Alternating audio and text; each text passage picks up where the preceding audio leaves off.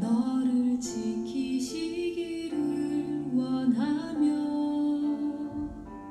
여호와는 그 얼굴로 내게 비추이사 은혜 베푸시기를 원하네.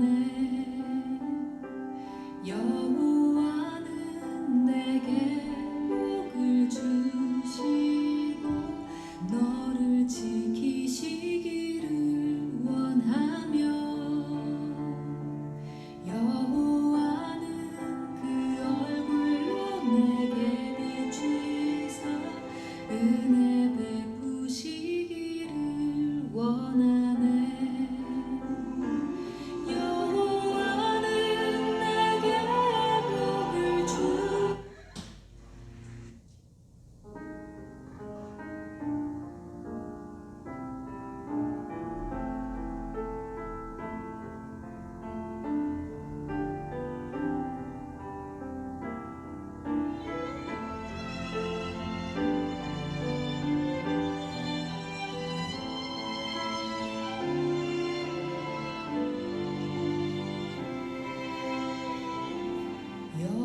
여호와는 내게 복을 주시고 너를 지키시기를 원하며 여호와는 그 얼굴로 내게 비추이사 은혜 베푸시기를 원하네. 여호와는 내게 복을 주시고 너를 지키시기를 원하며 여호와는 그 얼굴로 내게 비추이사 은혜 베푸시기를 원하네. 여호와는 내게 복을 주시고 너를 지키시기를 원하며 여호와는 그 얼굴을 내게로 드사 평강 주시기를 원하노라.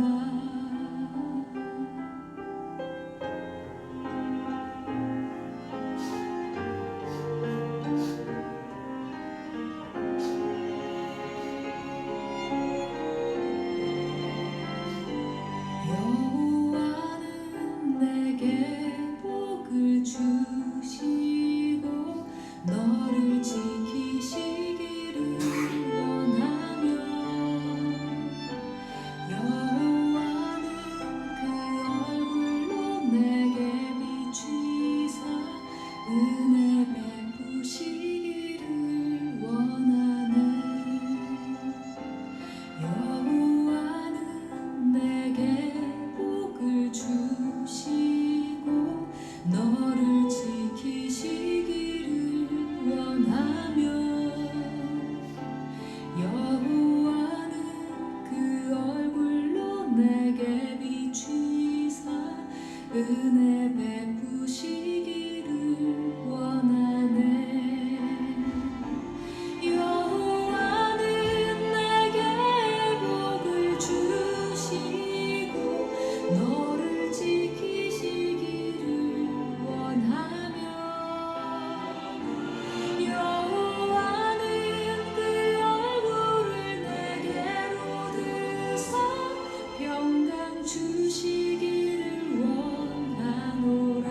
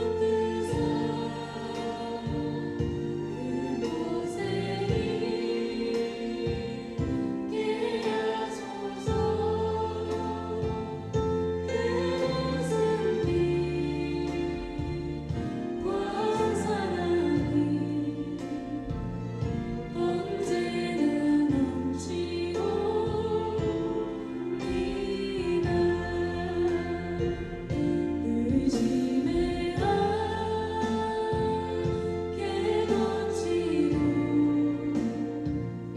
그 짐에 없는 곳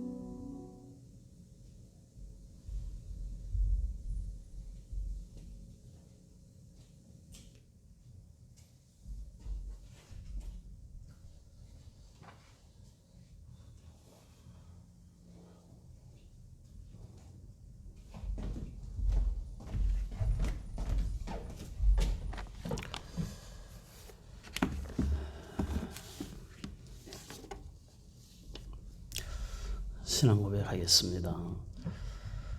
전능하사 천지를 만드신 하나님 아버지를 내가 믿사오며 그 외아들 우리 주 예수 그리스도를 믿사오니 이는 성령으로 잉태하사 동정녀 마리아에게 나시고 본디오 빌라도에게 고난을 받으사 십자가에 못 박혀 죽으시고 장사한 지 사흘 만에 죽은 자 가운데서 다시 살아나시며 하늘에 오르사 전능하신 하나님 우편에 앉아 계시다가 저리로서 산자와 죽은 자를 심판하러 오시리라.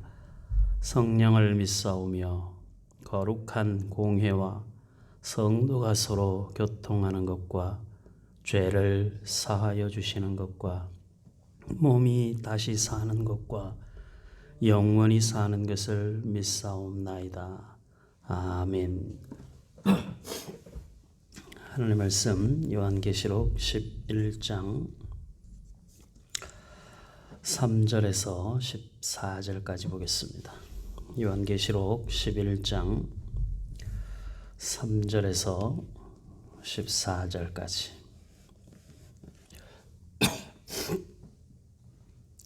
신약성경 409페이지 요한계시록 11장 4절에서부터 14절까지 다 같이 읽습니다. 그들은 이 땅에 주 앞에 서 있는 두 감람나무와 두 촛대니 만일 누구든지 그들을 해하고자 하면 그들의 입에서 불이 나와서 그들의 원수를 삼켜버릴 것이요 누구든지 그들을 해하고자 하면 반드시 그와 같이 죽임을 당하리라. 그들이 권능을 가지고 하늘을 닫아 그 예언을 하는 날 동안 비가 오지 못하게 하고 또 권능을 가지고 물을 피로 변하게 하고 아무 때든지 원하는 대로 여러 가지 재앙으로 땅을 치리로다. 그들이 그 증언을 마칠 때에 무저갱으로부터 올라오는 짐승이 그들과 더불어 전쟁을 일으켜 그들을 이기고 그들을 죽일 터인즉 그들의 시체가 큰 성 길에 있으리니 그 성은 영적으로 하면 소돔이라고도 하고 애굽이라고도 하니 곧 그들의 주께서 십자가에 못 박히신 곳이라. 백성들과 족속과 방언과 나라 중에서 사람들이 그 시체를 사흘 반 동안을 보며 무덤에 장사하지 못하게 하리로다. 이 두 선지자가 땅에 사는 자들을 괴롭게 한 고로 땅에 사는 자들이 그들의 죽음을 즐거워하고 기뻐하여 서로 예물을 보내리라 하더라. 3일 반 후에 하나님께로부터 생기가 그들 속에 들어가매 그들이 발로 일어서니 구경하는 자들이 크게 두려워하더라. 하늘로부터 큰 음성이 있어 이리로 올라오라 함을 그들이 듣고 구름을 타고 하늘로 올라가니 그들의 원수들도 구경하더라. 그때 큰 지진이 나서 성 10분의 1이 무너지고 지진에 죽은 사람이 7천이라. 그 남은 자들이 두려워하여 영광을 하늘의 하나님께 돌리더라. 둘째 화는 지나갔으나 보라 셋째 화가 속히 이르는도다. 아멘. 오늘 예배 전에 찬양이 너무 감격스러워서 마음이 찬양 가사 하나하나를 생각하면서 같이 마음속으로 따라 부르다 보니까 마음에 큰 감동을 받게 된 것 같습니다. 여러분들 예배를 드릴 때도 제가 항상 말씀드리지만 예배는 준비하는 데서부터 예배가 시작이 되는 겁니다. 8시 예배 그러면 딱 8시부터 예배가 시작이 되는 게 아니고 그 이전부터 뭐 크게 보면 오늘 아침부터 시작해서 오늘 예배까지 모든 시간이 다 예배의 준비 시간인 것이죠. 그리고 좁게 보면 이제 방송이 시작이 되는 예배 시간 한 10분, 15분 그 좀 전부터 이제 찬양이 시작이 되면 그때부터 우리 예배가 시작이 되는 겁니다.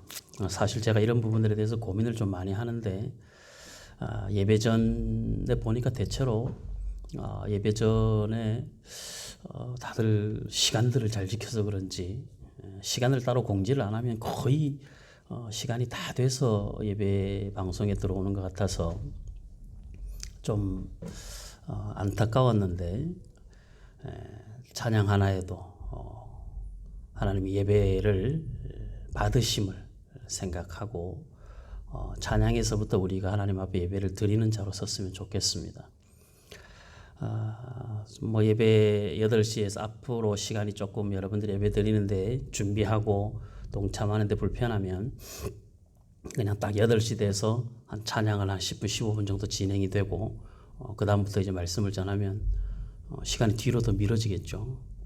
여러 가지를 고려해서 여러분들을 위해서 그 시간도 그렇게 만들어 가려고 애를 쓰는데 어쨌든 우리 모두가 다 기쁨으로 예배하고 준비해서 예배하는 그런 마음으로 하나님을 예배해야 된다라는 것을 다시 한번 마음속에 담았으면 좋겠습니다. 이 찬양을 같이 듣다 보면 너무 그 가사 하나하나가 여러분들은 이 찬양의 가사만 들리지 저는 이 유튜브에 있는 동영상을 함께 이렇게 보면서 같이 찬양을 따라 하다 보니까 거기서 찬양같이 이렇게 하는 사람들의 모습을 보면 그 모습으로도 굉장히 감동스러울 때가 있습니다. 찬양하는 사람들의 모습이 우리 믿는 사람들이 부르는 게 단순히 자기 감정에 취해서 부르는 노래가 아니라 그 가사 속에서 하나님의 사랑을 확인하고 우리를 향한 하나님의 마음도 알고 우리 마음을 하나님 앞에 드리고 싶은 그 찬양하는 자들의 그 신실해 보이는 그 보여지는 신앙의 모습이 마음의 감동으로 다가올 때가 참 많습니다.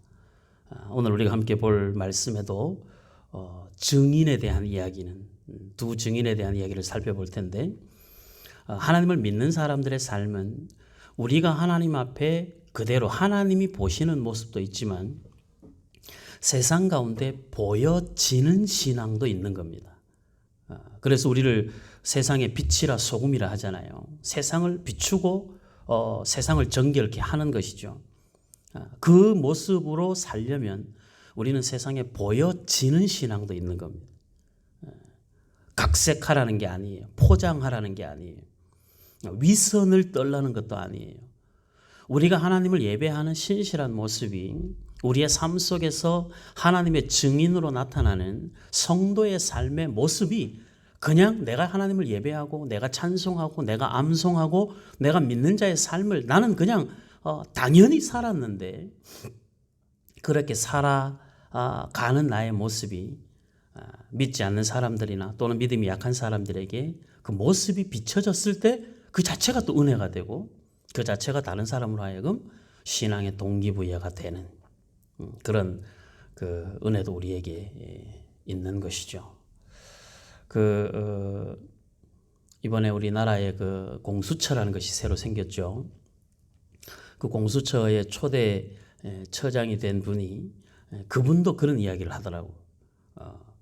법을 집행하는 것은 법 자체가 공정해야 되지만 법 자체가 공정하게 집행되는 것으로 보여지는 것도 필요하다. 이게 좀 굉장히 의미가 있다고 생각합니다. 그 말이. 성도의 삶은 누군가에게 간증을 위한 우리의 삶을 만들 필요는 없어요. 그러나 우리의 삶은 살아온 그 자체로 우리는 다른 사람에게 비춰지는 거룩한 간증이 되는 것이거든요. 하나님 우리를 그렇게 증인으로 부르셨기 때문에 그렇습니다. 요한계시록 11장에 등장하는 두 증인은 작게 보면 예수를 믿는 한 사람을 말하는 것이고 요한계시록의 관점에서 보는 이 두 증인은 교회를 의미합니다. 교회라고 하는 것은 우리는 교회를 생각할 때 항상 이 공간적 개념을 먼저 생각하죠. 샘소는 교회 이러면 신현동 286-3번지 3층에 있는 교회 이런 개념 말고 교회라고 하는 것은 예수를 주로 고백하는 모든 사람들을 다 통틀어서 교회라고 하는 것입니다. 그러니까 그 교회라고 하는 그 의미는 예수를 믿는 사람들이 모인 공동체로서의 교회, 모여서 함께 예배하는 공간으로서의 교회도 있지만 더 큰 의미에서는 어느 곳에서든 예수를 주로 고백하는 모든 사람들의 그 모임을 우리는 교회라 그렇게 이야기를 하거든요. 그런 개념에서 지금 이 두 증인을 우리가 살펴보아야 됩니다. 11장에 등장하는 두 증인에 대한 이야기와 그 다음에 무저갱에서 올라온 짐승에 대한 이야기가 마지막 7번째 나팔 심판 이전에 등장하는 마지막 이야기예요. 우리가 앞에서도 계속해서 보았듯이 요한계시록은 하나님이 이루어 가실 역사의 상황들을 계속해서 반복적으로 설명을 한다 했습니다. 새로운 사건이 계속 등장하는 것이 아니라 하나의 사건이, 하나의 어떤 하나님의 계획이 두 번, 세 번 반복해서 다른 측면에서, 이거는 어떤 말씀은 정면에서 보고, 어떤 말씀은 측면에서 보고, 어떤 말씀은 후면에서 보고, 그런 식으로 하나님의 말씀을 보는 각도에 따라서 같은 내용인데 보는 각도에 따라서 다르게 표현되어진 그런 내용들로 요한계시록이 구성이 되어져 있습니다. 우리가 복음서를 보면 마태, 마가, 누가복음을 보면 거의 내용이 똑같아 보이는 내용들이 많죠. 동일하게 예수님이 어떤 한 사건을 행하셨을 때, 기적을 베푸셨을 때 마태가 보는 관점과 마가가 보는 관점과 누가가 보는 관점이 달라요. 그러니까 성경을 기록하는 자들의 마음에 성령이 감동을 하시지만 성령의 감동으로 기록을 해도 그 성경을 기록한 사람들의 지식, 그들의 경험, 그들의 그 수준, 모든 것들을 다 하나님이 사용하시거든요. 그래서 동일한 예수님의 그 3년의 그 공생의 기간을 기록하는데도 마태, 마가, 누가복음이 서로 보는 관점이 다 다르듯이, 그러나 하나의 이야기를 설명을 하려고 한 것처럼 요한계시록도 동일하게 그렇게 설명을 하고 있다. 앞부분에서 사실은 성경의 모든 이야기가, 요한계시록의 이야기가 다 끝났다고 했습니다. 14만 4천의 이야기로 요한계시록 이야기는 끝난 거예요. 그 다음에 나팔 이야기로 그 부분을 다시 설명을 하고, 대접 심판으로 그 부분을 다시 설명하고, 그리고 마지막으로 예수님이 이 땅에 오셔서 새하늘과 새 땅이 하나님이 만들어 놓으신 새하늘과 새 땅으로 새롭게 하나님 우리를 데리고 가시는 것으로 요한계시록이 끝이 나고 성경이 끝이 난단 말이죠. 그 흐름을 가지고 봐야 반복되는 이야기가 이 하나님의 약속이 분명하다. 두 번, 세 번 이야기를 하는 건 그 중요하니까 두 번, 세 번 이야기를 하는 거잖아요. 그런 개념으로 우리가 요한계시록을 보아야 됩니다. 자, 그래서 여기서 말하는 두 증인이 나오고, 그 다음에 두 감람나무, 두 촛대, 뒤로 가면 두 선지자. 공통점은 다 둘이라는 데 있고, 이 둘이라고 설명이 되는 증인이니 또 감람나무, 촛대, 선지자, 이들이 말하고자 하는 상징적 의미가 뭐냐 하면 교회라는 거예요. 우리는 이 앞에 요한계시록 3장에서부터 교회에 대한 설명이 나오는 걸 봤죠. 7 교회에 대한 이야기.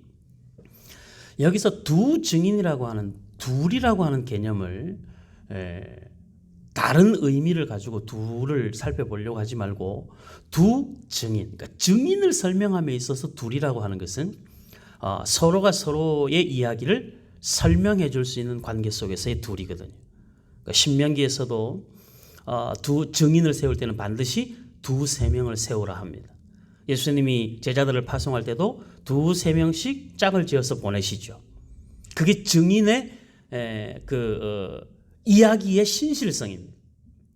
그 사람이 하는 말이 자기의 이야기가 아니라 두 사람이 함께 있어서 서로의 생각이나 말이 맞춰지지 않으면 그 말은 거짓말이 될 수도 있는 거잖아요. 그래서 여기서 등장하는 교회는, 두 증인은 교회를 의미를 하고, 이 교회가 가지고 있는 증인으로서의 사역들을 여기서 설명을 해주고 있는 거예요. 이거는 구체적으로 보아야 될 부분들이 몇 번 있기 때문에 계속해서 이 본문 전체를 같이 읽으면서 이 본문을 봐야 됩니다. 큰 틀을 이제 좀 설명을 해보자면 두 증인에게 하나님이 권세를 주시죠.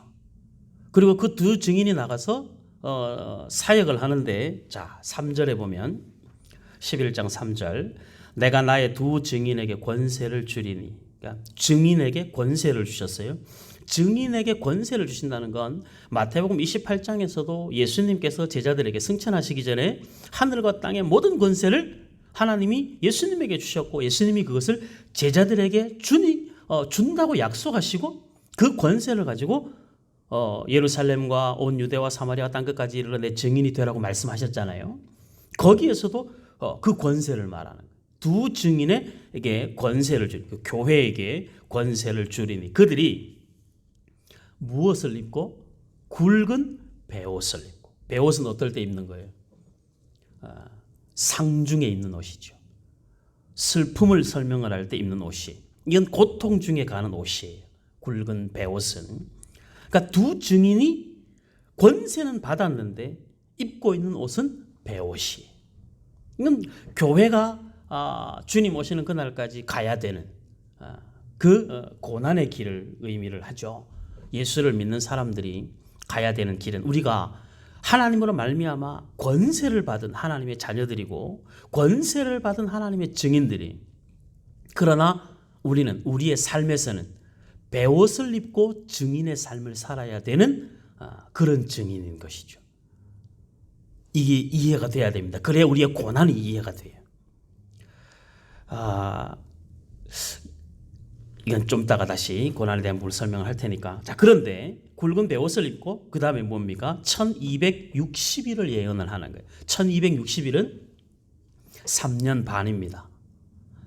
개월수로 따지자면 42개월이고 요한계시록에 등장하는 3년 반, 42개월, 1260일, 이게 다 같은 의미예요. 그러니까 3년 반의 시간을 예언을 하게 된다. 굵은 베옷을 입는다. 그런데 그가 권세를 가졌다. 권세를 가졌으나 베옷을 입었고, 베옷을 입어서 그 권세를 가지고 베옷을 입은 상태로 증인의 삶을 살아야 되는데, 그 시간이 3년 6개월 정도라고 하면 부담을 가지고 보면 3년 6개월은 길고, 옛날 그 우리나라 남자들 다 군대 갈 때 군생활 3년이라고 그랬잖아요. 3년. 저는 30개월 갔다 왔는데 3년이라는 시간이 길게 보면 길어요. 그런데 또 한편으로 보면 짧은 시간이기도 하죠. 영원이라고 하는 시간 속에서 3년 반은 사실 눈 몇 번 감으면 지나가는 시간이죠. 그러니까 고난을 대하는 우리의 자세는 3년 반이다. 이거는 영원히 가는 것이 아니라 어느 시점이 되면 끝나는 시간이다. 끝나는 시간이 있다라고 하는 것에서 우리는 지금 우리가 겪는 고난을 감수할 수 있는 힘이 생기는 것이죠. 그런 마음을 가지고 고난을 대하라는 거예요. 굵은 베옷을 입고 있는 현실을 낙심하지 말고, 굵은 베옷을 입고 권세를 가지면 뭐하나. 내가 지금 베옷을 입고 이 눈물을 흘리면서 이 길을 가야 되는데 라고 하는 것에서 스스로 실족하지 말고, 하나님이 교회에 주시는 위로는 비록 베옷을 입고 증인의 삶을 살아야 하지만, 그러나 그 날은 1260일로 제한되어져 있다는 것이거든요.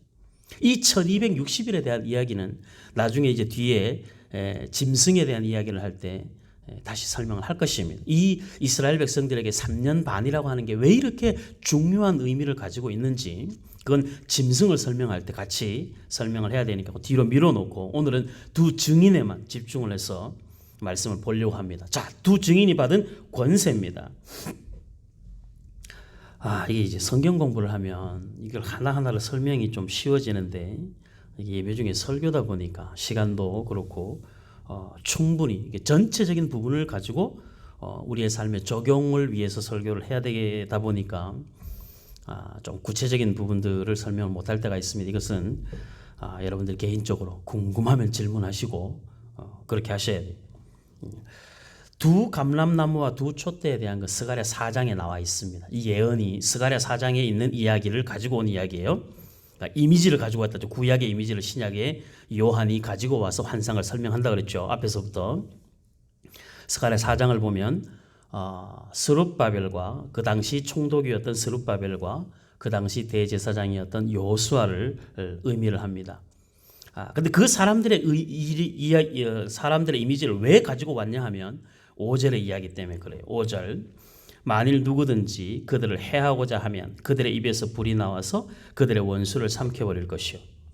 그러니까 베옷을 입고 증인으로 1260일을 예언을 하는데 누구든지 그 증인을 해하고자 하면 그 증인들의 입에서 불이 나와서 원수를 삼켜버린다는 거예요. 무시무시한 권세죠. 이 권세가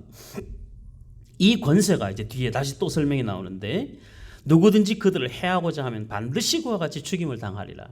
그러니까 하나님의 증인은 권세를 주셔서 하나님이 그들을 지켜내신다는 약속이에요.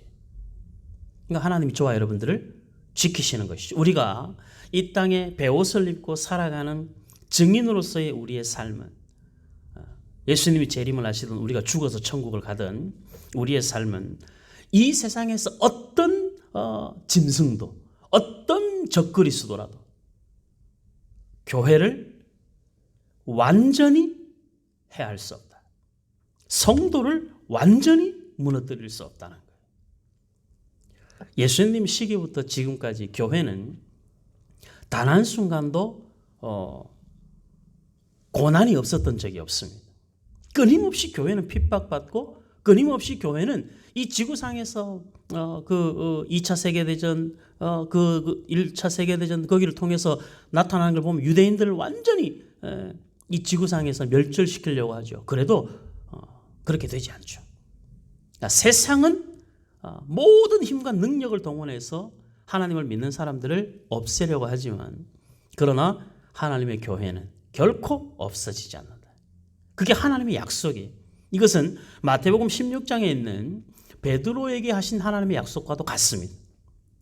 베드로가 신앙 고백을 하니까 예수님이 베드로에게 뭐라고 말해요?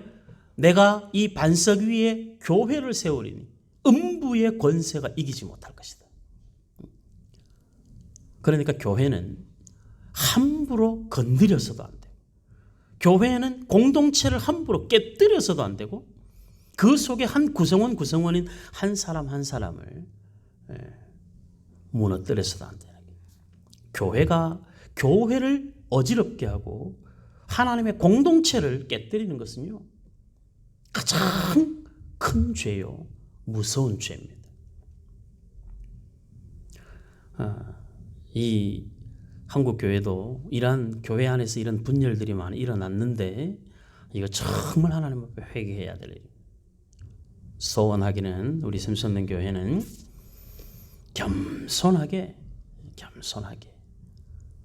다른 사람을 나보다 낮게 여기고 존중하고 사랑하고 축복하고 하나님의 형상대로 지음받은 사람으로 존귀히 여길 줄 알아야 됩니다. 이게 기독교 신앙에서 그 어떤 것보다도 중요한 신앙의 가치. 우리가 하나님을 믿는 신앙을 등에 업고 하나님을 등에 업고 수천 군데 선교를 하고 후원을 하고 아무리 많은 일을 해도 교회는 그가 하는 일들로 하나님께 영광이 되는 것이 아니라 그 존재로 하나님께 영광이 되어야 되는 거예요. 존재라 하면 하나님의 자녀된 우리 한 사람 한 사람 그 사람들이 모여 이루어 하나님 앞에 예배하고 하나님의 몸된 교회를 세워가는 이 믿음의 공동체는 이 세상의 어떤 것들로도 나누어질 수 없는 분열될 수 없고 그렇게 되어서도 안 되는 존귀한 공동체입니다. 우리는 우리 공동체를 생명같이 여겨야 돼요.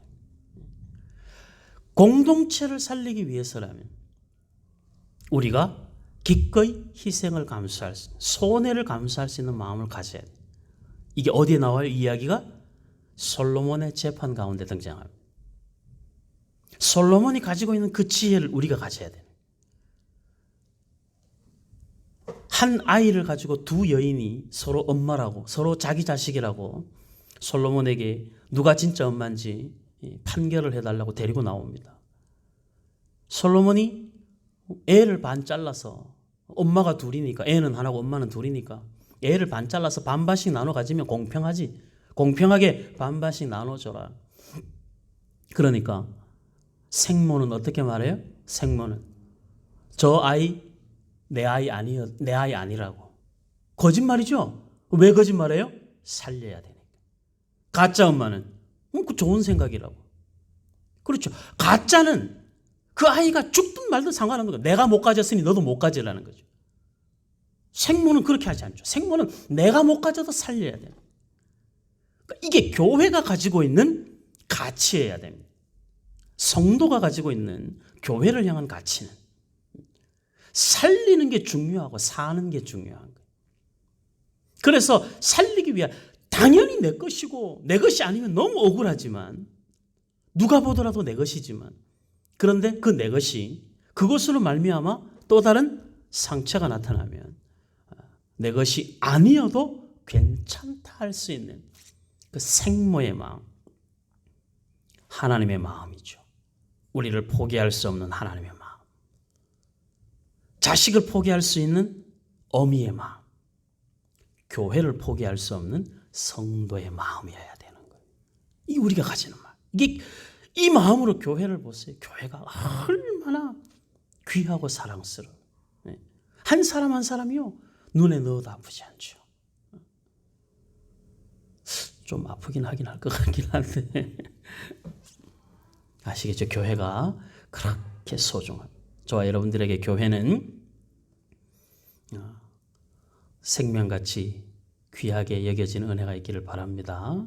그래서 소중하게 금이야 옥이야 불면 날아갈까 잡으면 꺼져버릴까 그렇게 교회를 보아야 되는 거예요. 믿음의 공동체에 우리 형제 자매들을 그런 마음을 가지고 보아야 되는 거예요. 내가 이렇게 말하면 혹 상처받지 않을까? 내가 이렇게 말했는데 혹 상처받았지 않았을까? 이거 매일 자기 속에서 확인해. 그걸 우리 속에 자꾸 생각을 해야 우리가 우리의 혀에 재갈을 물리고 우리의 혀에 재갈을 물려야 말에 실수가 없어지고 다른 사람에게 상처를 주지 않게 되는 거예요. 그러면서 우리가 성숙해져요. 공동체의 평화를 위하여 내 혀에 재갈을 물려보세요. 우리 신앙이 성숙해지지 않을 수가 없어요. 그게 하나님이 교회를 세워가는 하나님의 신비로운 방법이에요. 참 놀랍습니다. 저와 여러분들이 교회는 말을 많이 해서 세워가는 게 아니에요. 교회는 뭐 그럴듯한 뭐 설명을 해서 되는 게 아니에요. 교회는 존중할 때 건강해지는 거예요. 귀하게 여길 때 건강해지는 거예요. 사람도 서로가 서로의 관계도 존중할 때 건강해지고 서로의 관계도 존중할 때 그 관계가 깊어지는 거예요. 사랑스러워지고 그리고 귀하게 여겨지는 것이죠. 우리 샘선교회 성도 여러분들 서로를 교회 안에서 모든 사람들을 존중해야 됩니다. 지난주에 어린이 주간이었었죠. 우리 자녀들을 존중해야 됩니다. 잘잘못으로 평가하지 말고 존중해. 돌아오는 주일이 어버이 주일이죠. 부모님들을 존중하셔야 돼요. 잘하고 못하고로 보시면 안 돼요. 연세가 드시면 어린아이 같아져서 실수가 많아질 수, 그건 어느 집이나 똑같아요. 근데 그걸 가지고 트집 잡으면 안 돼. 자식은 부모를 트집 잡으면 안 돼. 자식은 부모를 노아의 자식들처럼 부모의 허물을 덮어줄 줄 아는 자식이 돼야 돼. 부모는 평생 자식을 가슴에 품고 살잖아요. 이게 서로가 해야 될 존중이거든. 그러니까 이 교회의 교회됨은 가정 안에서부터 그렇게 건강한 교회 되어지고 그 가정과 가정이 공동체로 나와서 건강한 교회의 구성원들이 되는 거거든요. 존중하면 이해가 되고 이해가 되면 용서하게 되고 용서하면 사랑하게 됩니다. 이게 참 어려운 숙제지만 거기까지 한 번에 다 가기 어렵지만 기본에서부터 출발해야 되는 거죠. 교회는 하나님이 붙들고 가시는 공동체다. 왜요? 예수 그리스도가 머리잖아요. 예수 그리스도가 머리고 우리는 다 그 지체인데 교회가 깨어지는 건 머리 대신 예수님이 깨어지는 것과 똑같은 거죠. 우리가 어떻게 머리 대신 예수를 우리가 깰 수 있겠습니까?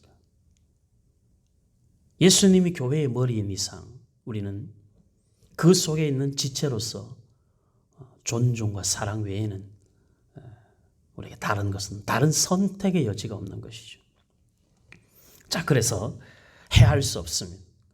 공동체 안에서도 해할 수 없고 외부의 세력이 짐승의 세력이 적그리스도가 결코 교회를 해할 수 없다. 그러니까 교회가 여러 가지 어려움을 당하고 지금처럼 뭐 코로나 때 교회가 여러 일들을 당할 때 이러다가 교회가 다 무너지는 것 아닌가? 그렇지 않습니다. 절대 교회는 하나님의 권세 아래 있지 하나님이 붙잡고 계시는 그 권세 아래 있는 이상 교회는 영원히 하나님 은혜 안에서 든든하게 세워져 가게 됩니다. 우리는 이걸 믿고 가야 되는 것이죠. 자, 그 다음에 6절 그들이 권능을 가지고 하늘을 닫아 그 예언을 하는 날 동안 비가 오지 못하게 하고 누구예요? 우리 구약성경에 이 사람 누굽니까? 하늘을 닫아 그 예언을 하는 날 동안 비가 오지 못하게 하고 엘리야죠. 또 권능을 가지고 물을 피로 변하게 하고 누굽니까? 모세죠. 엘리야와 모세. 엘리야와 모세는 율법과 선지자를 포함하는 구약 전체를 포함하는 대표적인 사람이죠. 교회가 이 두 사람이 가지고 있는 그 권능을 하나님이 구약 시대에 엘리야에게 주셨던 권능, 권세를 모세에게 주셨던 그 권세를 누구에게 주신다는? 교회에게 주신다. 우리 한 사람이 교회 또 믿음의 공동체 두세 사람이 예수의 이름으로 모인 그 모임이 교회라고 한다면 예수를 주로 고백하는 성도는 엘리야와 모세와 같은 권세를 가진 거예요. 그들이 모인 교회는 엘리야와 모세와 같은 권세를 가진 거예요. 엘리야와 모세와 같은 권세를 가지고 뭐 하라고? 교회가 세상과 더불어서 싸우라고? 아니죠. 교회는 세상을 이겨낼 만한 정치적인 힘을 가지거나 세상을 이길 만한 물질적인 능력을 가지는 것이 교회의 목적이 아닙니다. 교회가 정치 세력화되거나 교회가 성도들이 헌금을 많이 해서 이만큼 쌓아가지고 그걸 가지고 세상을 협박하는 공동체가 되면 안 돼요. 그건 교회가 가야 될 일이 아닙니다. 교회는 봉사하고 구제해야 되지만 교회는 봉사와 구제가 궁극의 목적이 아니에요. 그건 우리가 교회 세상을 위해서 할 수 있는 일이지 우리가 반드시 해야만 되는 일은 아닌 거예요. 교회가 뭐 이런 일도 해야지 저런 일도 해야지 일하다가 싸움 나고 그러다가 교회가 깨져요. 그 하는 의미가 없는 것이죠. 우리가 정말 해야 할 일은 하나님의 권세를 가지고 믿는 자에게 주시는 하나님의 은혜의 어떠함을 우리의 삶을 통하여 보여지는 증인으로 사는 그것이 교회가 해야 될 가장 중요한 사명입니다. 이걸 놓쳐버리면 안 되는 거예요. 우리 샘솟는 교회도 이 말씀을 마음속에 잘 새겨서 교회가 어떤 흔적이 남는 어떤 것 샘솟는 교회는 뭐도 하고 이것 말고 그래서 교회가 교회되어진다면 교회는 교회가 아닌 거예요. 우리가 해야 될 일은 교회가 무엇을 했느냐가 중요한 게 아니라 교회가 하나님을 어떻게 보여주고 있느냐가 중요한 거예요. 성도의 삶을 통하여 하나님이 보여지는 삶. 가정 안에서 믿지 않는 형제 자매들이 보면서 믿는 가족들을 보면서 하나님 믿으니 저렇게 부자가 되는구나. 하나님을 믿으니 저렇게 건강해지는구나가 아니라 그건 둘째 문제고 제일 첫 번째는 하나님을 믿으니 달라지는구나. 하나님을 믿으니 제일 먼저 사람이 달라지는 거예요. 어떻게 참지? 어떻게 이해하지? 어떻게 희생하지? 이게 믿지 않는 형제들이 볼 때 하나님을 믿으니 다르구나. 이게 제일 중요한 거예요. 나머지는 그 다음. 그러니까 교회에서 여러분들이 교회를 이제 모이게 되면 교회를 이렇게 올라오는데 교회를 올라오다가 조금 뭐 운전해서 오는 사람들 운전해서 오다가 조그마한 접촉사고 나면 분명히 내가 지금 교회 가는 중인데도 잘잘못 따지느라고 예배 시간 늦거나 말거나 거기에서 손해보지 않으려고 바득바득 옳고 그름을 따지거나 그래서 보상받아서 뭐 하겠어요? 이런 것들 하나에서부터 우리의 삶에 변화가 나타나요. 교회를 예배를 드리러 교회를 올라오는 도중에 불쌍한 사람들을 만나면 거기서 긍휼을 베풀고 교회를 올라오는 것이 그것이 우리가 가지고 있어야 될 성도의 성도된 모습인 거예요. 길거리에 지나가는 사람도 긍휼히 여겨야 되는데 가정 안에서의 긍휼이야 이루 말할 것도 없겠죠. 가정 안에서 서로 긍휼히 여기고 그 마음, 참는 마음, 용납하는 마음, 이해하는 마음 그걸 가지고 이제 교회를 가는 발걸음이 즐거워야 되는 것이죠. 그래서 나를 보는 사람들은 나로 말미암아 나타난 열매가 아닌 나라고 하는 사람의 변화와 달라짐 그것이 하나님이 주신 권세를 가지고 있는 자구나. 엘리야처럼 하늘을 닫기도 하고 하늘을 열기도 하는 그 능력을 나에게 가지는 이유가 그 가뭄과 그 해가를 통해서 하나님이 역사의 주인이라는 것을 설명하는 엘리야가 되어야지. 엘리야처럼 살면 하늘도 닫고 연다 이렇게 접근을 하면 안 된다. 그건 우리가 가지는 신앙의 방향이 아니에요. 모세와 같은 능력을 가지면 지팡이 하나로 홍해를 가른다. 여기에 이 잿밥에 관심이 있는 신앙을 가지면 안 돼요. 하나님이 우리에게 필요하다면 우리에게 들려진 지팡이 하나로 홍해를 가르실 것입니다. 하늘을 닫기도 하시고 열기도 하실 것입니다. 그것을 할 수 있는 능력이 우리에게 있어서 하나님이 보이지 않고 사람들이 우리를 주목한다면 우리가 사도행전에서 보듯이 베드로와 요한이 왜 이 능력이 우리에게서 난 것처럼 우리를 주목하느냐. 이게 우리 신앙이 된 우리가 주목받는 사람이 아니라 우리를 이렇게 만들어 놓으신 하나님이 정말 대단한 분이시구나. 그렇게 보여지는 신앙으로 우리가 흘러가야 된다.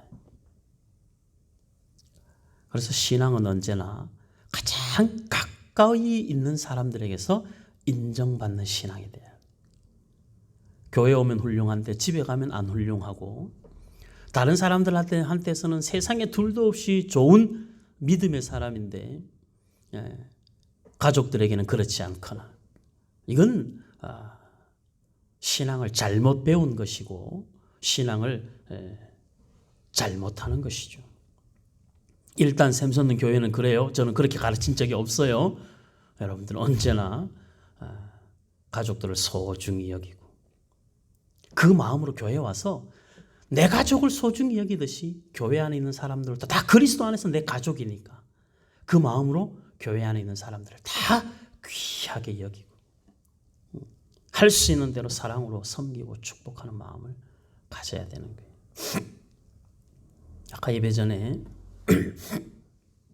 어떤 한 장애를 가진 나이가 좀 있으신 분이 왔어요. 문을 막 두드리더라고요. 제가 사무실에 있어서 잘 소리를 못 듣는데 막 계속 두드려서 보니까 장애를 가진 분이 교회로 왔어요. 문을 열어드렸더니 와서 여기 와서 앉아서 기도를 하시더라고요. 하나님, 제가 잘 걷지도 못해요. 말도 잘 못해요. 하나님 저를 좀 고쳐주세요. 그렇게 기도를 하시더라고요.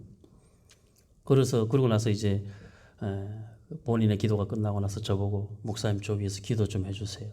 제가 기도해 줬습니다. 본인이 한 그 기도대로 저도 기도를 해줬어요. 그리고 나서 목사님 저 좀 도와주세요. 어떻게 도와줄까요? 배가 고파요.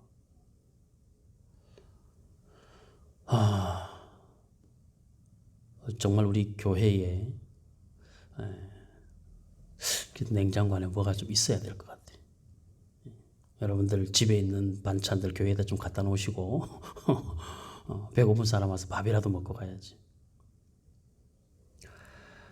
그래서 제가 교회에서 줄 수 있는 게 없어서 얼마 안 되지만, 원래 교회에서 도움 받으러 오는 사람들 돈 많이 못 준다, 여러 사람이 오다 보니까. 근데 계단을 올라오고 내려가는 거 보니까 정말 너무 안쓰럽더라고요. 그래서 가서 여기 편의점 가서 라면이라도 하나 사 드시라고. 근데 그러고 나니까 마음이 너무 아프기도 하면서도 하나님의 교회를 왔다가 가는데 그냥 물 한 모금이라도 대접해서 보낼 수 있는 교회라 하나님은 그렇게 여겨주시지 않을까 생각을 했어요. 제가 했지만 교회의 이름으로 한 거죠. 우리 샘솟는 교회가 한 것입니다. 지나가는 나그네, 장애를 가져 누군가의 도움이 없이는 살아갈 수 없는 그 사람에게 작은 것 하나를 교회가, 오늘 우리 샘솟는 교회가 그 나면서 안전뱅이 된 사람 같은 사람 하나를 교회의 이름으로, 예수의 이름으로 작은 사랑을 나눠줬습니다. 하나님께서 하나님 우리에게 이런 권세를 주십시오. 엘리야와 같은 사람 되기를 원합니다. 모세와 같은 사람이 되기를 원합니다. 이런 뜬구름 잡지 말고. 신앙은 그렇게 되는데 목적이 아니에요. 절대 아닙니다. 우리가 엘리야 아니어도, 우리가 모세 아니어도, 우리가 그냥 우리여도 하나님의 증인으로 충분합니다. 하나님이 우리 위에 필요하면 모세의 권세도, 필요하면 엘리야의 권능도 덧입혀 주셔서 하나님의 일을 하시기에 전혀 부족함이 없으신 분이거든요. 믿으시죠? 하나님이 여러분들을 귀하게 들어서 사용하실 줄 믿습니다. 이 믿음으로 우리 함께 교회를 세워가기를 원합니다. 자, 그 다음에 보겠습니다. 7절, 그들이 그 증언을 마칠 때에 무저갱으로부터 올라오는 짐승이 그들과 더불어 전쟁을 일으켜 그들을 이기고 그들을 죽일 터인즉. 요거는 이제 다음에 연결시켜서 다음에 두 짐승을 볼 때 이야기를 하도록 하고, 자, 그 다음에 그걸 10절, 11절을 보겠습니다. 그래서 그 두 선지자가, 두 증인이 1260일 동안 예언을 하고 권세를 가지고 하지만 결국 그들은 죽임을 당합니다. 죽임을 당합니다. 성도의 최고의 고난은 죽음이죠. 그런데 거기에서 끝나지 않고 10절에 보면 이 두 선지자가 땅에 사는 자들을 괴롭게 한 고로 땅에 사는 자들이 그들의 죽음을 즐거워하고 기뻐하여 서로 예물을 보내는, 이겼다 이거죠. 세상이 교회가 고난당하고 교회가 무너지는 것 같아 보이면 그들이 이겼다고 생각을 해요. 예수를 십자가에 못 박고 사탄은 자기가 이겼다고 외쳤으나 예수는 죽은 것이야. 죽었지만 부활하셔서 오히려 사탄의 권세를 무너뜨리시죠. 저와 여러분들도 마찬가지입니다. 고난의 마지막이 죽음이라 할지라도, 그래서 우리의 고난과 우리의 죽음을 보고 세상이 혹 즐거워한다 할지라도 우리는 거기에 머물러 있지 않고 11절 3일 반 후에 하나님께로부터 생기가 그들 속에, 그들 두 선지자, 두 증인 속에 들어가매 그들이 발로 일어서니 구경하는 자들이 크게 두려워하더라. 하늘로부터 큰 음성이 있어 이리로 올라오라 함을 그들이 듣고 구름을 타고 하늘로 올라가니 그들의 원수들도 구경하더라. 이렇게 되는 거예요. 우리의 마지막은, 과정은 베옷을 입어야 하고 베옷을 입고 증인을 하기 때문에 때로 권세도 나타나고 능력도 나타나지만 결국은 짐승에게 지는 것 같은 수치와 세상에서 믿지 않는 사람들에게 겪어야 되는 고난과 아픔, 더 나아가서 그것이 죽을 만큼의 고통으로 간다 할지라도, 그래서 죽어버려도 하나님은 그 속에 생기를 불어넣어 다시 살려 모든 그 찌른 사람들이 보는 데서 그들을 불러 영원한 하나님의 나라로 데리고 가시겠다. 우리가 이 약속이 있기 때문에 우리는 세상에서 신바람나게 믿는 자의 삶을 살 수 있는 거예요. 우리 혼자 살고 우리가 우리 인생을 책임져야 된다면 우리가 어떻게 이렇게 살겠습니까? 하나님이 저와 여러분들의 인생을 책임지고 인도해 가시는 거거든요. 죽음도 하나님의 영광을 위하여 사용하시는 하나님이라는 사실을 믿어야 돼. 그래서 우리는 죽음도 두렵지가 않은 것이죠. 두려워할 이유가 없죠. 우리는 사나 죽으나 주님의 것이기 때문에 그렇거든요. 이 믿는 자의 수치와 고난 속에서도 하나님을 찾는 믿는 자의 고백이 우리 욥기를 통해서 볼 수 있습니다. 우리 욥기 16장을 한번 보고 말씀을 마치겠습니다. 욥기 16장.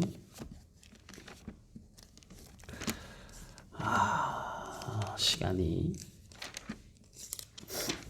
욥기 11장, 16장이 아니고 11장.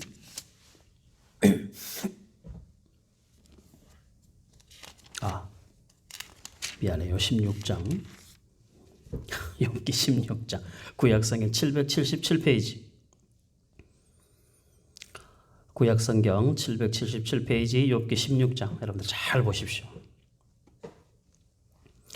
욥이 대답하여 이르되 이런 말은 내가 많이 들었나니 너희는 다 재난을 주는 위로자들이로구나. 욥의 친구들이 와가지고 다 네 잘못이다, 네가 잘못했다, 네 하나님 앞에 죄지었으니까 그렇지, 막 이렇게 이야기를 하니까 욥이 너희가 와서 나한테 하는 이야기가 위로라고는 한마디도 없고 다 재난을 갖다 주는 사람이구나. 너희가 내가 믿고 있는 하나님을 믿고 있는 나를 너희가 얼마나 한심하게 보면 그렇게 나에게 말을 하겠냐. 그 이야기예요. 3절. 헛된 말이 어찌 끝이 있으랴. 네가 무엇에 자극을 받아 이같이 대답하는가. 나도 너희처럼 말할 수 있나니 가령 너희 마음이 내 마음 자리에 있다 하자. 나도 그럴듯한 말로 너희를 치며 너희를 향하여 머리를 흔들 수 있느니라. 머리를 흔든다는 거 알죠? 이거 있으리라. 그래도 입으로 너희를 강하게 하며 입술의 위로로 너희의 근심을 풀었으리라. 내가 말하여도 내 근심이 풀리지 아니하고 잠잠하여도 내 아픔이 줄어들지 않으리라. 우리 마음이죠, 그렇죠? 세상 살면서 우리가 믿는 자로 살았는데 정말 뜬금없는 고난을 겪을 때 욥처럼 이렇게 고백하지 않겠어요? 내가 말하여도 근심이 풀리지 않고 잠잠하여도 아픔이 줄어들지 않는다. 이제 주께서 나를 피로하게 하시고 나의 온 집안을 패망하게 하셨나이다. 주께서 나를 시들게 하셨으니 이는 나를 향하여 증거를 삼으심이라. 나의 파리한 모습이 일어나서 대면하여 내 앞에서 증언하리이다. 그는 진노하사 나를 찢고 적대시하시며 나를 향하여 이를 갈고 원수가 되어 날카로운 눈초리로 나를 보시고 무리들은 나를 향하여 입을 크게 벌리며 나를 모욕하여 뺨을 치며 함께 모여 나를 대적하는구나. 하나님이 나를 악인에게 넘기시며 행악자의 손에 던지셨구나. 내가 평안하더니 그가 나를 꺾으시며 내 목을 잡아 나를 부서뜨리시며 나를 세워 관역을 삼으시고 그의 화살들이 사방에서 날아와 사정없이 나를 쏘므로 그는 내 콩팥들을 꿰뚫고 그는 내 쓸개가 땅에 흘러나오게 하시는구나. 누가 봐도 내가 겪는 고난이 하나님이 외면하셔서 하나님이 버리셔서 네가 그렇게 하나님 앞에 똑바로 안 사니까 하나님이 너에게 그렇게 하시지. 모든 사람들이 지금 이렇게 본다는 거예요. 욥이 지금 고백 속에서 그가 나를 치고 다시 치며 용사같이 내게 달려드시니 내가 굵은 배를 꿰매어 내 피부에 덮고 내 뿔을 티끌에 더럽혔구나. 내 얼굴은 울음으로 붉었고 내 눈꺼풀에는 죽음의 그늘이 있구나. 그러나 내 손에는 포악이 없고 나의 기도는 정결하니라. 이 성도의 삶이에요. 세상은 내가 겪는 고난을 보면서 믿는다며 왜 그래? 믿는 사람이 왜 그래? 하나님 믿는데 왜 그런 힘든 길을 그렇게 살아야 돼? 라고 말하고 가끔씩 내 속에서도 하나님이 정말 나를 사랑하시는 것이 맞는가? 하나님이 나를 관역 가운데 세워놓고 사방에서 화살을 쏘아서 내 오장육부를 다 파괴시키듯이 하나님이 나를 이렇게 그냥 놓아두실 수 있는가? 라고 하는 현실 속에 요한계시록의 말씀처럼 마치 내가 베옷을 입고 증인으로 살아가는 삶 같지만 그러나 내 손에는 포악이 없고 나의 기도는 정결하니라. 땅아 내 피를 가리지 말라. 나의 부르짖음이 쉴 자리를 잡지 못하게 하라. 지금 나의 증인이 하늘에 계시고 나의 중보자가 높은 데 계시니라. 나의 증인이 어디에 계세요? 하늘에 계시죠. 내 마음이 흔들리고 세상이 나를 이렇게 보아도, 그래서 내가 하나님에 대한 믿음이 간당간당 그렇게 흘러간다 할지라도 하나님은 우리의 증인이 되시는 것이죠. 나의 친구는 나를 조롱하고 내 눈은 하나님을 향하여 눈물을 흘리니 사람과 하나님 사이에와 인자와 그 이웃 사이에 중재하시기를 원하노니 수년이 지나면 나는 돌아오지 못할 길로 갈 것임이니라. 하나님이 중재하시고 때가 되면 나는 다시 돌아오지 못할 길, 그쵸, 나는 이제 죽을 거니까. 그 전에 나는 세상의 친구도 나를 조롱하고 어느 누구 하나 내 편에 서서 말하는 자 없지만, 그러나 내 증인은 하늘에 계신다. 그래서 나는 하나님을 향하여 내 기도의 정결함으로 눈물을 흘리는 것이죠. 하나님 외에 우리를 알아줄 자 없고, 하나님 외에 내 마음을 아는 자 없고, 하나님 외에 내 근심을 풀어줄 자 없고, 하나님 외에 내 길을 밝게 하는 자 없으니 내 삶에 베옷을 입고 살아가는 고난과 고통의 현실 속에서 하나님이 나를 증인으로 부르셔서 나를 통하여 하나님을 믿는 자가 생겨나게 하실 텐데, 현실은 하루도 마음 편한 날 없고 매일매일 근심과 걱정이 나를 짓누르고 어디를 보아도 평안이 없는 삶이지만, 그러나 내 손에 그것을 해결하기 위하여 내 손에 포악을 잡고 난 그렇게 하지 않겠다는 것이죠. 내 힘으로 문제를 해결하는 자가 아니라 기도의 정결함으로 하나님을 바라보는 자가 되겠다는 욥의 고백입니다. 하나님을 믿는 자로 사는 것이 참 어려운 삶입니다. 말씀 하나 듣고 그 말씀대로 사는 게 쉽지 않죠. 죽을 각오를 하고 죽을 힘을 다해서 달려도 말씀대로 살아가는 것이 얼마나 어려운지 모릅니다. 그런데 세상이 그런 우리를 조롱하고 때로 하나님도 우리를 방치하는 것 같아 보일지 모르지만, 그러나 하나님은 우리의 증인 되어 주시고 우리의 정결한 기도에 귀를 기울이시고 우리를 향한 그 손을 놓지 않고 계신다는 것이거든요. 내가 나의 두 증인에게 권세를 주었다. 나의 두 증인, 그에게 권세를 주었다.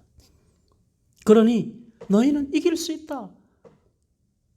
일곱 교회를 향한 이기는 자에게 주시는 그 약속이 두 증인이 받은 권세죠. 오늘 이 시대를 살아가는 저와 여러분들이 받은 권세입니다. 우리는 이기는 자로 하나님 앞에 영광스럽게 설 것입니다. 그날까지 현실을 원망하지 마시고 불평하지 마시고, 불평과 원망이 나올 때마다 내 손에 피를 묻히지 않겠다는 절박한 마음을 가지고 기도의 정결함을 가슴에 품고 하나님 바라보고 그 믿음의 길에 우리를 세우시면 됩니다. 그렇게 하다가 죽었습니까? 하나님이 생기를 넣으셔서 3일 반 후에 살려내시는 거예요. 우리의 권세보다 영원하신 하나님의 권세가 우리를 붙잡고 계시니 우리는 세상을 두려워할 필요가 없습니다. 현실을 두려워할 필요가 없습니다. 문제를 두려워할 필요도 없습니다. 세상의 어느 누구도 위로자가 되어주지 못하지만 하나님이 우리의 위로자 되어주시고 세상 어디에서도 평안을 얻을 수 없지만 우리는 십자가 안에서 그 십자가의 그늘 아래서 우리는 평안을 누리게 되는 것입니다. 그것이 하나님의 약속이요, 그것이 하나님의 방법입니다. 마지막 시대를 살아가는 저와 여러분들을 하나님의 두 증인으로 부르셔서 우리 손에 권세를 들려주셨습니다. 나를 위한 삶, 내 성공을 위하여 달려가는 삶이 아닌 주께 받은 사명을 들고 달려가는 충성스러운 하나님의 자녀로 우리도 바울처럼 엘리야처럼 모세처럼 하나님 앞에 온전히 붙잡힌 바 되어 쓰임받는 신실한 증인의 삶이 되기를 주의 이름으로 축복합니다. 아멘. 기도하겠습니다. 감사합니다. 하나님 아버지, 한 주간 우리의 삶을 붙잡아 주시고 만져주시고 인도하여 주심을 감사합니다. 완고한 마음, 고집스러운 마음,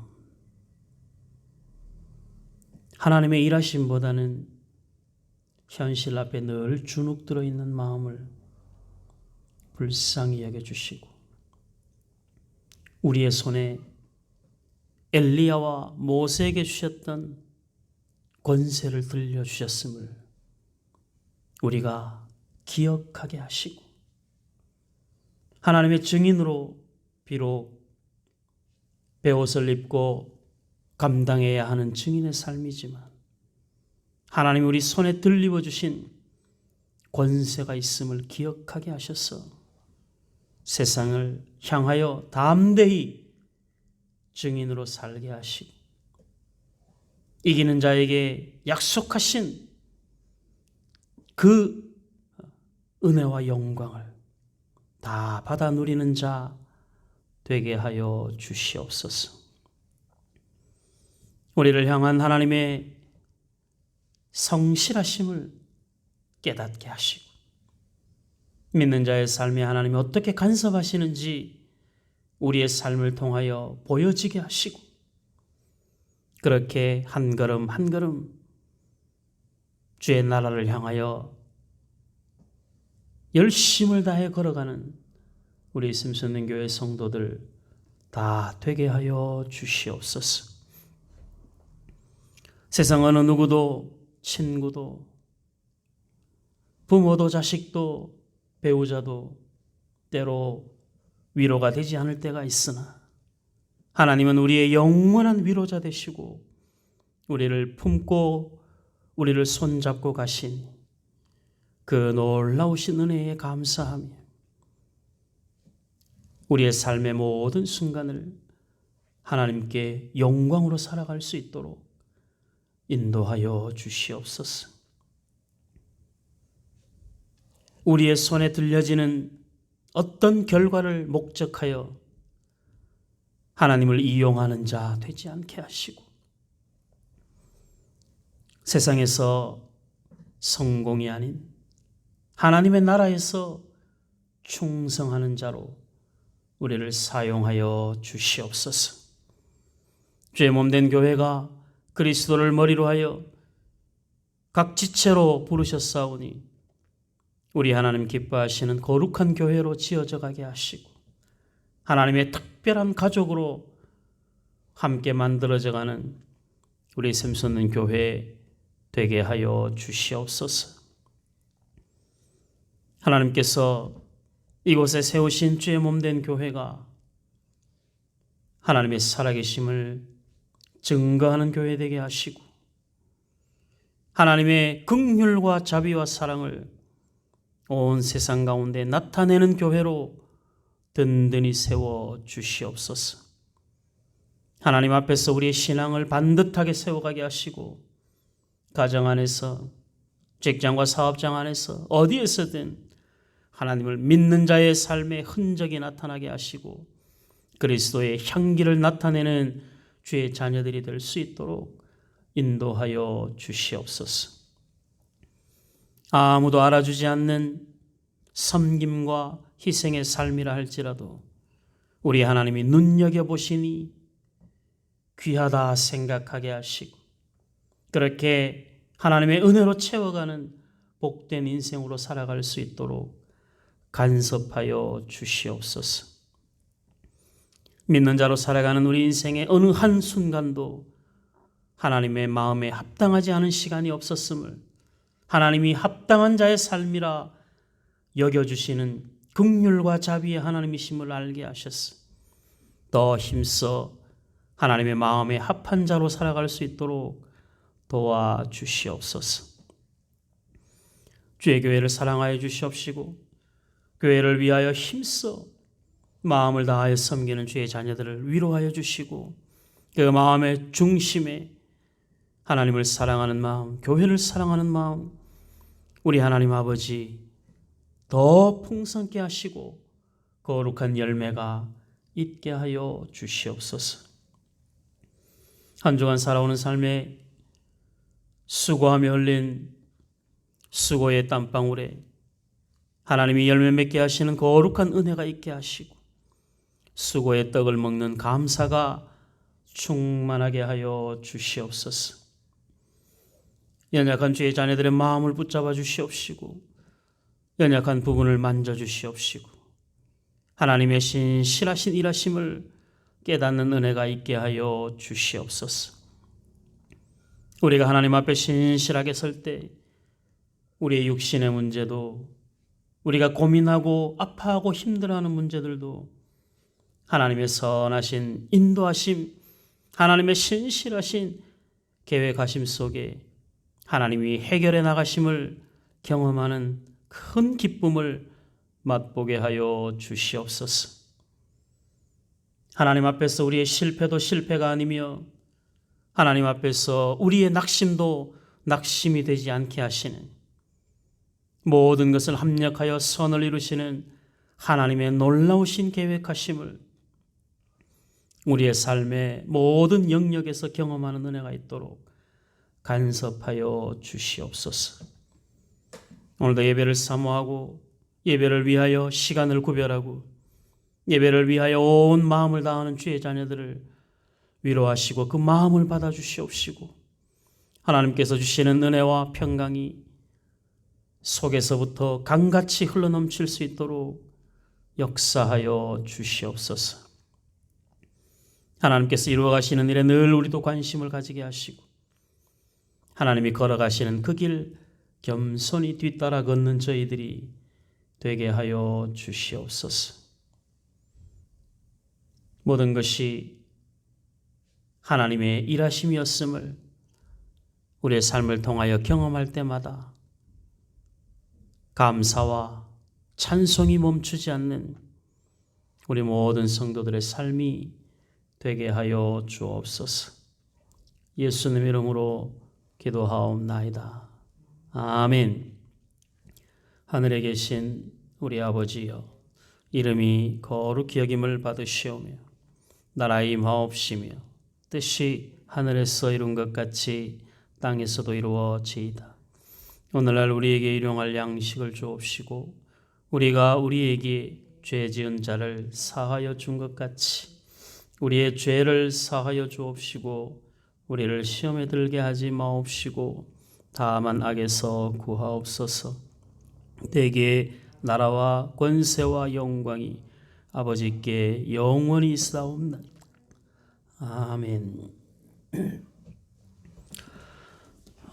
감사합니다. 여러분 한 주간 동안 수고들 많이 하셨습니다. 어르신들 백신 접종 이제 1차, 2차까지 하신 분들도 많으신데 잘 살펴주시고 함께 계속 기도해 주시기를 바랍니다. 이제 또 1차 접종 앞두고 계신 분들을 위해서도 기도하시고 어쨌든 이 모든 일에 하나님의 선하신 인도하심을 위해서 계속 기도해 주시기를 바랍니다. 일단 돌아오는 주일까지는 방송으로 함께 예배를 해야 될 것 같습니다. 매주마다 이 마음이 참 힘들고 어렵습니다. 저도 어렵고 여러분들도 많이 어려울 텐데 일단 이번 주까지는 돌아오는 주까지는 그렇게 가야 되지 않을까 싶습니다. 또 다른 상황이 생기면 내일 말씀을 드릴 것이고 내일 따로 공지가 가지 않으면 돌아오는 주일에도 방송으로 예배하도록 하겠습니다. 돌아오는 주일은 어버이 주일입니다. 여러분들 부모님들 다시 한번 사랑으로 잘 돌보시고 또 교회 안의 어르신들도 여러분들 사랑으로 한 번 더 기도하고 돌보시는 은혜가 함께 있었으면 좋겠습니다.